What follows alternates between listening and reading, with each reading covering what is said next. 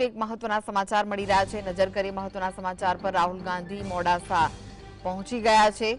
રાહુલ ગાંધી ગુજરાતની 2 દિવસની મુલાકાતે છે, ત્યારે આજે તેઓ મોડાસામાં ગયા છે। મોડાસા પહોંચ્યા છે સર્કિટ હાઉસ ખાતે। અમિત ચાવડા અને મધુસૂદન મિસ્ત્રીએ તેમનું સ્વાગત કર્યું છે।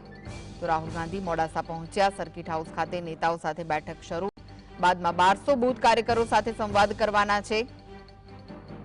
તો કોંગ્રેસે ગત રાષ્ટ્રીય અધિવેશનમાં સમગ્ર દેશમાં પાર્ટીને મજબૂત કરવા માટે ગુજરાતથી શરૂઆત કરવાનો નિર્ણય કર્યો હતો અને આ અંતર્ગત રાહુલ ગાંધી 2 દિવસ ગુજરાતના પ્રવાસે છે। આજે રાહુલ ગાંધી મોડાસાની મુલાકાતે છે, જ્યાંથી તેઓ સંગઠન સર્જન અભિયાન શરૂઆત કરાવવાના છે। મોડાસા જતી વખતે હિંમતનગરમાં પ્રાંતિજમાં 2 મિનિટ તેમણે રોકાણ કર્યું હતું અને લોકોએ તેમનું સ્વાગત પણ કર્યું હતું।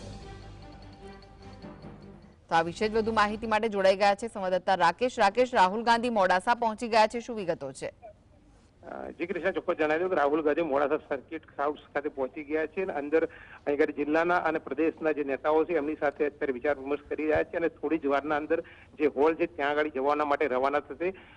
અંદર સર્કિટ હાઉસના અંદર મીડિયા કર્મીઓને કોઈને અંદર જવા નથી દીધા, પણ અંદરની ચર્ચા શું છે થોડી વાર પછી ખબર પડશે, પણ હાલ સંગઠનના વ્યક્તિઓ સાથે ચર્ચા ચાલુ છે। જી રાકેશ, 1200 બૂથ કાર્યકરો સાથે પણ સંવાદ કરવાના છે, તો તેને લઈને શું વિગતો છે?